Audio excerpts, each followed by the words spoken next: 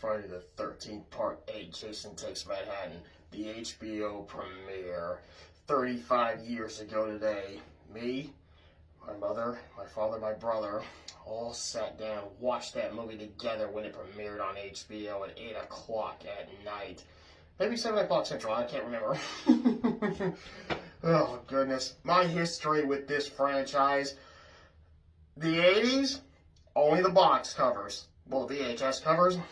Seen the trailer for Part 7, but I cannot remember what movie I saw it for. Well, I saw a TV spot for Part 8. The one where those guys come, those punks attack him, and then he just lifts the mask. and then they just run off.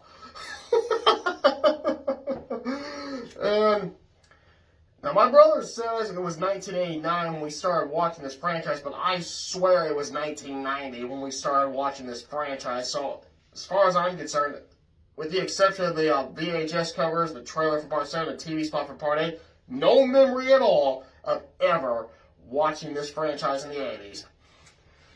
When we went to the video store, browsing around, trying to find a movie, and then I just look at them, I go like, oh, every time we come down here, I always looked at the VHS covers. Never wanted to rent them. And then I'm like, that's it, we're watching this movie. I told Mom, we're watching this movie. She rented it, we went home, and I finally watched Friday the 13th. I got blown away when it wasn't Jason, when it was his mother. Whenever I saw that, I did what any kid would do, that everybody who thought Jason was always the killer, I would run down to that neighbor house, out in the neighborhood, looking for my friends, saying, who was the killer on Friday the 13th? And they go, Jason, oh, it was Jason's mother. And I did that with all of them. After that, we ran Part 2, 3, 4, 5, 6, 7. And when we got to 8, some butthead ran it and never brought it back. Every time we came in there, we looked at it, the woman at the cashier said they still haven't returned it. But then, I see a promo. No, we got the HBO guide. I open it up, it's premiering on HBO. I was like, finally, we get to watch it. I saw the promos for it. I was lighting up in excitement. And then on August 25th, 1990, when it premiered, we all watched it as a family, and I loved it. Believe it or not, this is my second favorite one in the franchise. I don't understand why this one gets the negative feedback that it does. To me, it's a great film. It's got a lot of good of the Jason kills, and to me, it also wrapped up the franchise perfectly. It did not end at a cliffhanger. I hated Jason Goes to Hell. That's my worst movie of '93. I did not care for Jason X. Freddy vs. Jason, if it wasn't for that final battle, I probably would have hated that movie. And I wasn't a fan of the remake. My brother was, but I wasn't. Okay, now we're going to be talking about Part 8. Part 8 opens up with New York, Manhattan Island. We get this narration. When the title drops, it's because of that narration. I'll admit, it's not as great as you want it to be, but then we get treated to me what is the best song in the franchise, The Darkest Side of the Night. That's actually a very good song. It goes with the opening perfectly, as well as the end credits. But I just wish they did a better job at the title card. Well, title. Okay, then we move to the Camp Crystal Lake, where we find a couple in a boat floating above where Jason was killed in Part 7, when Tina's father chained him up and left him down there. But the boyfriend throws the anchor over the side, and somehow a current, I'm guessing, drags the anchor into a high voltage line, and then when it rubs against a rock, it rips it. It causes it to zap Jason's body with electricity. On the boat, the boyfriend knows about the story, his girlfriend does not. So he tells her about what happened here. First, he lets her know that it was originally Jason's mother, then it was Jason. And then when he goes to do something, he plays a joke on her, but since Jason lost his hockey mask in Part 7, he needed a new one. So, of course, the boyfriend plays a joke and wears a hockey mask, and does the old trick knife stab where the blade goes in the handle. But unaware, Jason gets aboard the boat. he sees the hockey match, and of course he has to have it. He then sees a harpoon gun. He gets it all ready. The girlfriend sees Jason first, and she immediately knows it's him. The boyfriend rolls over, freaks out. Jason takes aim, misses. The girlfriend runs out of the through a window, but the boyfriend is paralyzed with fear. He just stays right there.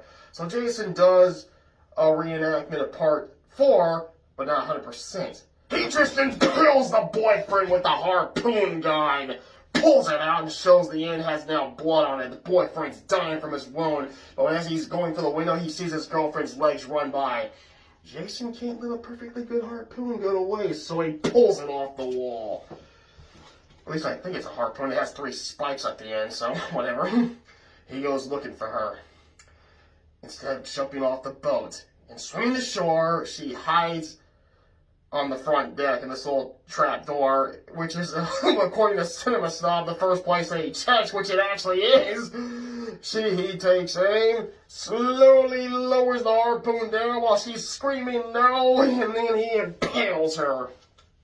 Then shuts the door, and then we move to a boat, a ship, a cruise ship, a small cruise ship, where the high schoolers are now heading out to New York. But the boat that Jason was on is now lets us know that Camp Crystal Lake is part of the ocean. Never mentioned in any of the sequels. Previous one films, that is. He gets on board. We meet the main character, Rennie, and her teacher, Colleen, as well as her butthead uncle and the male love interest, as well as the cute little doggy. We get the supporting characters who are going to be victims. We get the crazy Ralph replacement, who magically knows Jason's alive and on board. I'd have gotten the heck off that ship if I was him. Well, the body count now starts. First, the rock and roll girl. She goes to, I'm guessing, the power room. She starts playing the video, but Jason's coming down the steps, and it's a pretty good shot, because whenever they're singing, he's walking, it actually goes with the song. She looks up and sees him, screams out in terror, runs for her life, but drops her guitar. But don't worry, Jason's gonna give it back to her in a whacking way, hitting the camera, which causes blood to splatter. Well, next, we meet Julius, who's in a boxing match. He wins, sees the stuck-up snobby girl in her silent sidekick. Well, the guy that Julius beat goes into the sauna room, puts a towel on his face after heating the rocks. But Jason opens the door. The guy mistakes him for Julius, the one that beat him.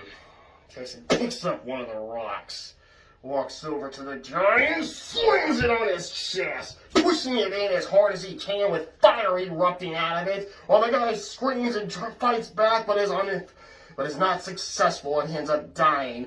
And then Jason just leaves. He even leaves the door open.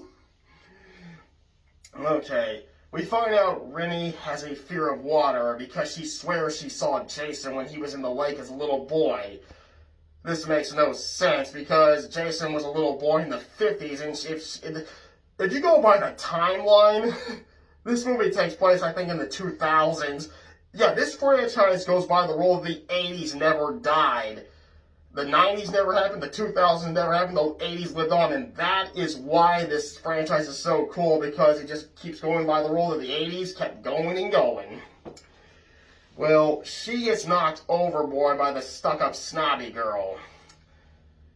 She gets rescued. Her uncle, the jerk that he is, of course, just snatches her away and acts like she can trust no one but him.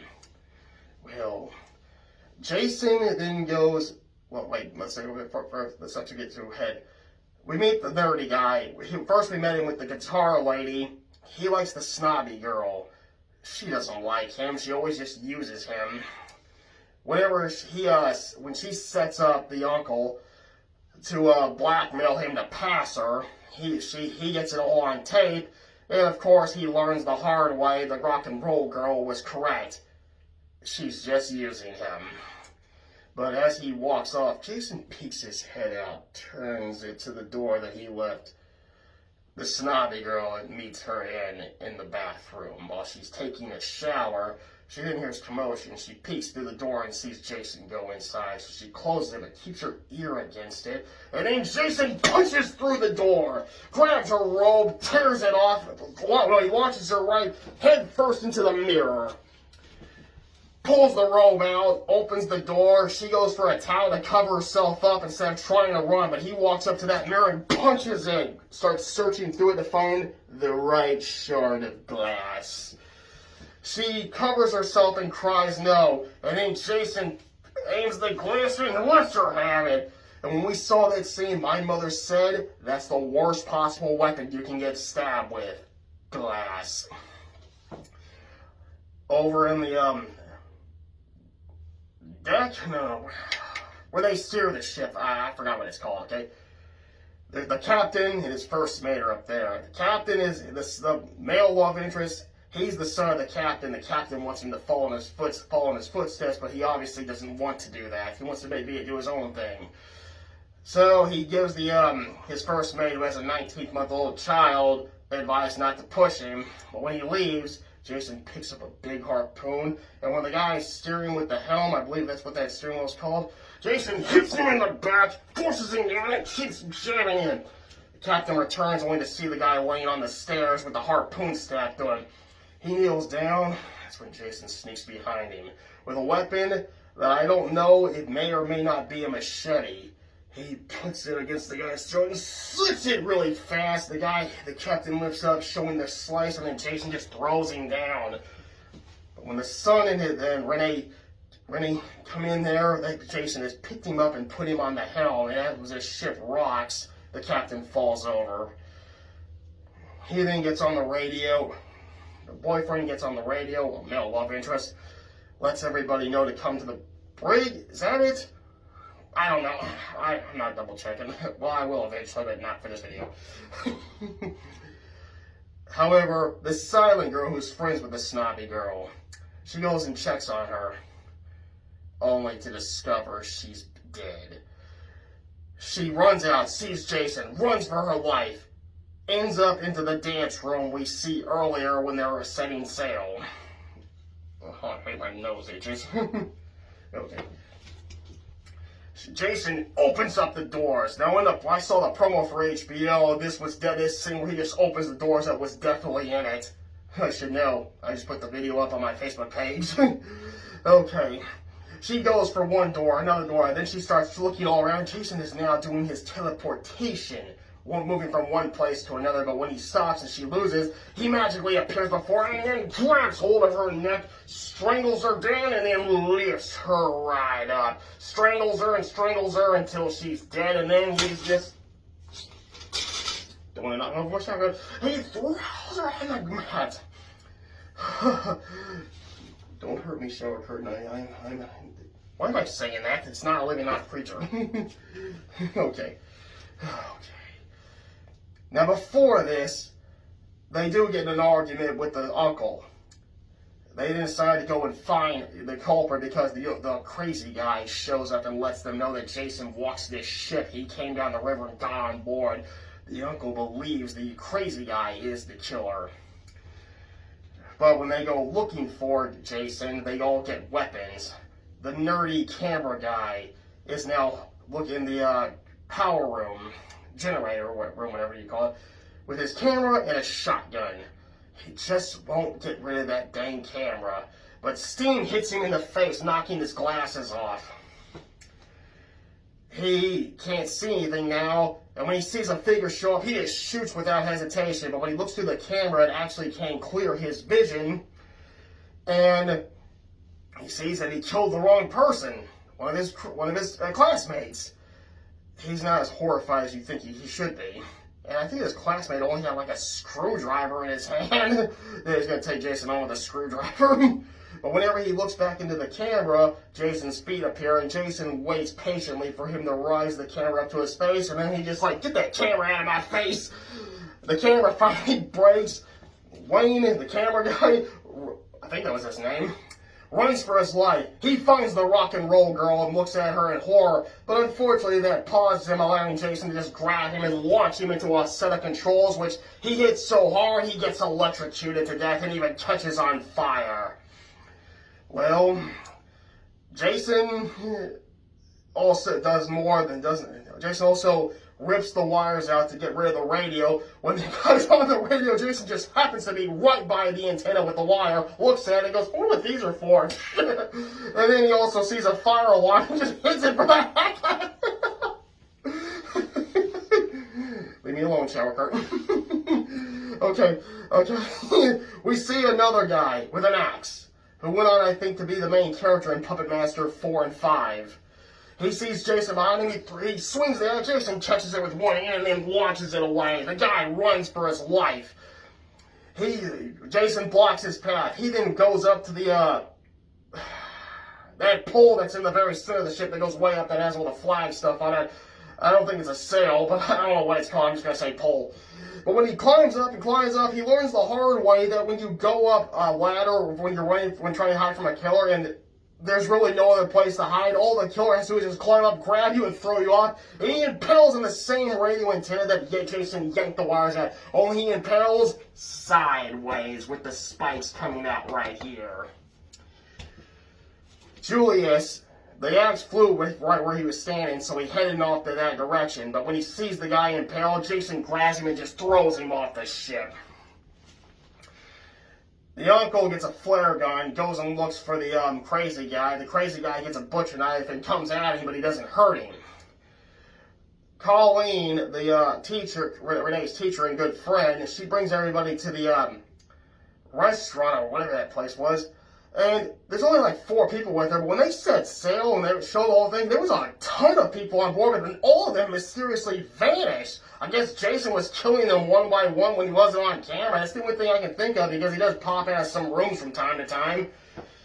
Well, apparently he obviously got them. I'm guessing it was a deleted scene, because the love interest already knows. And also that destruction that he caused with Wayne's body is now causing the ship to flood and sink, so now they gotta get out of there.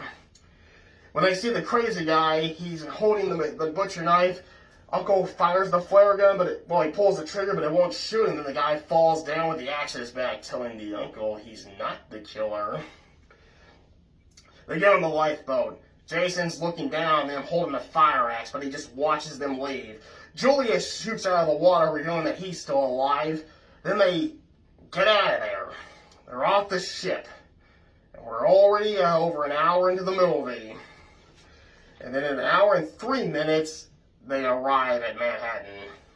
I'll say, excuse me.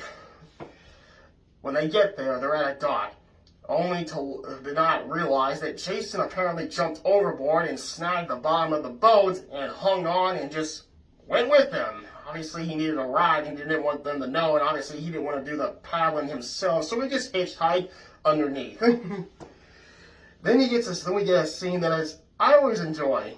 When he looks up, does the old head tilting, and then he turns around, but then it lets us know he was staring at a billboard that also has the same hockey mask he has on. I always love that scene. Well, they get attacked by these 2 crooks that we see in the opening credits. They shoot at the dog runs off. They kidnap Rennie, but after they take her Statue of Liberty necklace off and throw it, then they give her drugs. Then the guy throws his drug needle, and after Renee is now getting horribly dazed by the drugs, Jason shows up. He sees the drug needle, a weapon he's never used before. And when the guy's getting ready to have his way with Rennie, Jason puts a stop to that with a jab to the back so hard that the needle is now sticking out of his belly and moving up and down as Jason's hand is inside and twisting it around. After he kills him, he just pulls the needle out and throws it. They don't want it anymore. Then the other guy shows up. He pulls out his gun. Jason starts walking towards him. The guy shoots more bullets than what the gun can hold. And after it clicks, Jason knocks it out, grabs him, and smashes his face into a pipe so hard the pipe breaks off. And a very thick pipe, too. But that allows Rennie to escape. Next, poor Julius.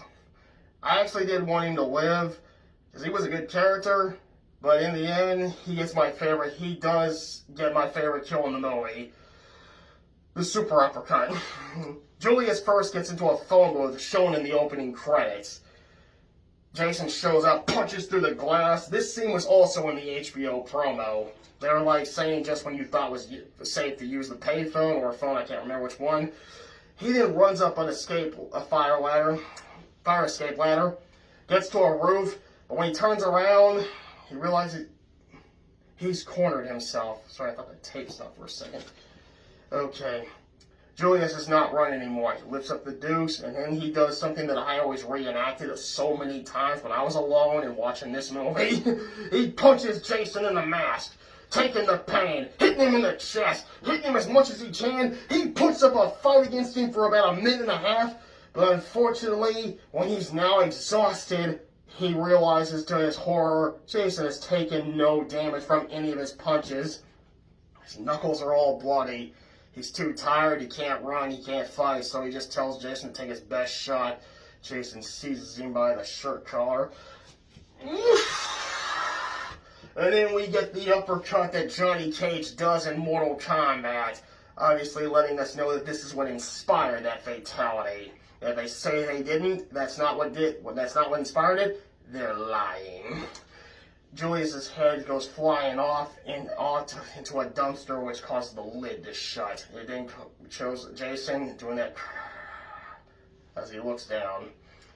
After that, the uncle finds everybody and a cop. They get in the squad car. Whenever the officer opens it, the light comes on, showing Julius's head, which means Jason added a little decoration to it. The head falls off. The officer gets on the radio to call for help, but Jason just grabs and drags him off. We didn't see the wire for the radio rip off, and then we see the outside where the red wire shoots into where Jason dragged the cop.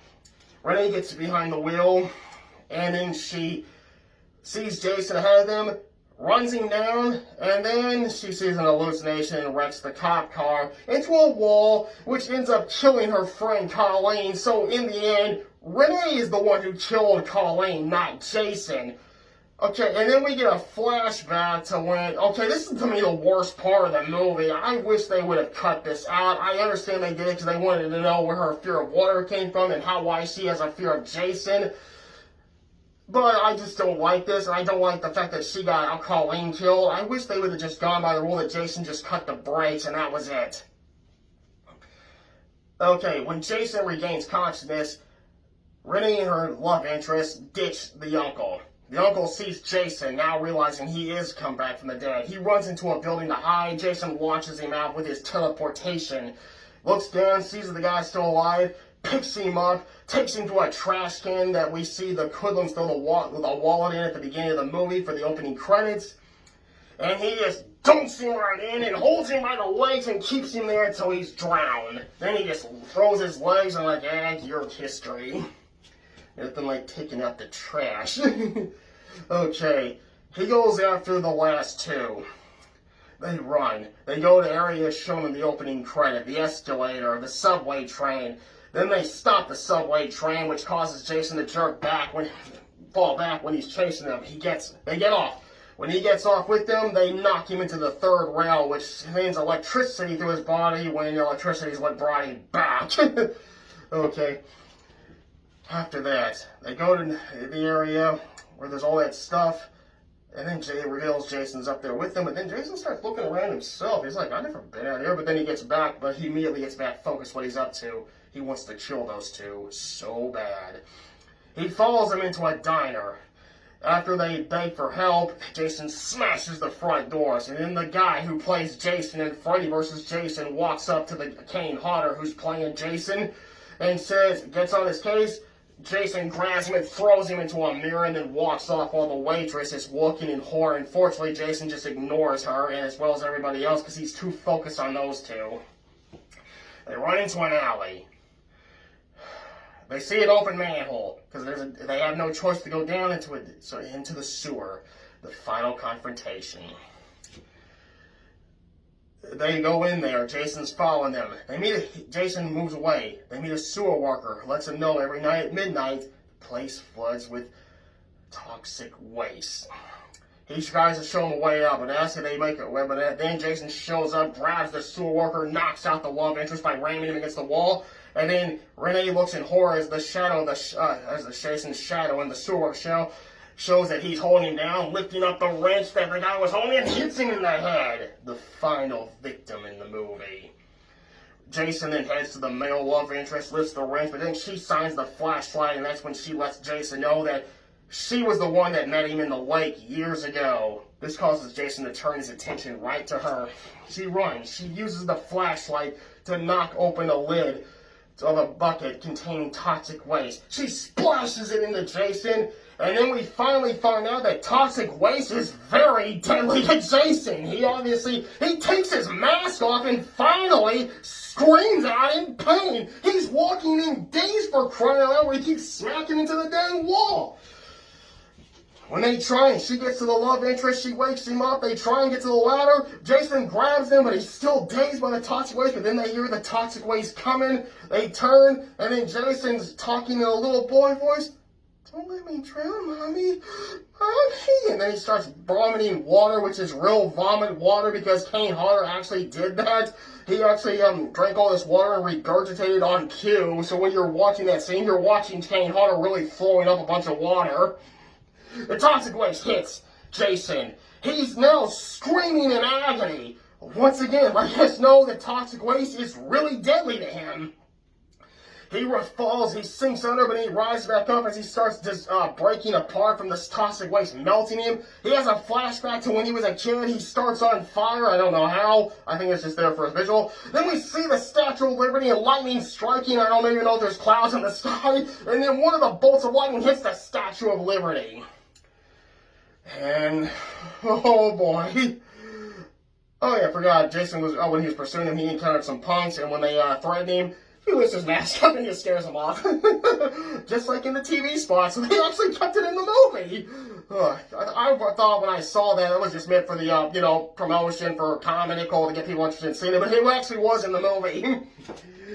Well, the toxic waste dies down, and Jason is now back to his little boy self.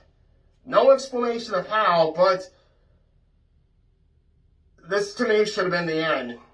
This to me should have wrapped up the series perfectly fine. How Jason gets defeated by the toxic waste and turns into a little boy, it's confusing, but in the end, it just worked in a way to wrap up the series. Because when the ending is them getting to the surface, a character shows up, Renee looks at the character in horror and realizes it's her doggy. They then go walking off, Darkest Side of the Moon plays, and the end credits play too. Yes, this should have been the final film. The fact that it's called Jason Takes Manhattan, and they're only there for, let's see, an hour and 3 minutes to an hour and 40 minutes. Well, over 30 minutes of the movie is in Manhattan. The rest is on that ship. That never bothered me. I have always enjoyed this movie. I almost said been in love, but nah, that's too high. Oh, hell, I love this film. I love it, love it, love it, love it. My second favorite one in the series, second only to the first film. I think this one is totally underrated and gets way too much negative feedback. And as far as I'm concerned, once again, it wrapped up the series perfectly fine. Jason Goes to all those New Line movies are non-canon to this one as far as I'm concerned. So when it comes to Friday the 13th Part 8, if you haven't seen it yet, I definitely recommend it. My fifth favorite film of 1989. 2 thumbs way up! And all of you who've trashed that film, well, that's your opinion, not mine. I'm not going to get on your case about it. But I love it. And once again, my second favorite in the series. You haven't watched it yet? Give it a look. You may or may not agree with me. If you don't worry about it. Well, happy 35th anniversary to Friday the 13th Part 8, Jason Takes Manhattan's HBO premiere. A movie that we all watched as a family. Thanks for watching. See you next time.